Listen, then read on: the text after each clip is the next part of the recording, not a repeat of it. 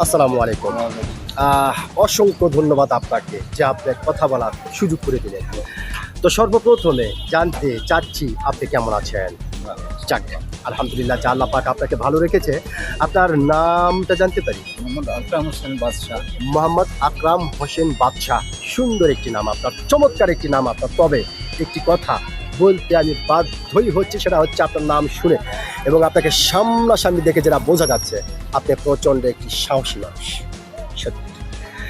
তো যেহেতু আপনি একজন সাহসী মানুষ এবং একজন সচেতন মানুষ, সেই ক্ষেত্রে এই বিষয়টি আপনার কাছ থেকে জানতে চাচ্ছি যে শুরু হয়ে গেল বড়াকাঙ্ক্ষিত সেই তৃতীয় ভয়ঙ্কর বিশ্বযুদ্ধ। ইরানের সর্বোচ্চ ধর্মীয় নেতা আয়াতুল্লাহ আলী খামেনি সাহেবের মৃত্যু দিয়ে অনেকেই বলছে এই বিশ্বযুদ্ধ শুধু বিশ্বযুদ্ধ নয়, এটা বিশ্ব মরণ যুদ্ধ। এই পৃথিবীর বুকে ছোট খাটো একটা কিয়ামত হয়ে যাবে এবং এই পৃথিবীর মানব সম্পদগুলি চরম থেকে চরম, ভয়ঙ্কর থেকে ভয়ঙ্কর ক্ষতিগ্রস্ত হয়ে পড়বে এবং সর্বশেষ মানুষের অত্যন্ত চরম থেকে চরম সমস্যায় পড়ে যাবে। তো এই যে এত কিছু হবে, হবার পরে লাভটাই বা কার হবে, ক্ষতিটাই বা কার হবে, আর এর জন্য দায়ীটাই বা কে হবে? কে? জি, সমাজ। সমাজ, অবশ্যই।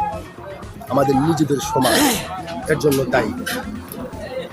কিন্তু সমাজ যদি ভালো না করে, খারাপ জি। করে, তাহলে শুধু ধ্বংস হওয়ার তো পথই ছিল। জি জি জি তো সমাজ টেনে তো নিয়ে পারবে। জি জি জি জি জি জি, আপনি সত্যি একটি গুরুত্বপূর্ণ বিষয় আলোচনা করেছেন। কারণ সমাজ যদি পরিবর্তন হয়ে যায়, সারা বিশ্ব খুব তাড়াতাড়ি পরিবর্তন হয়ে যাবে।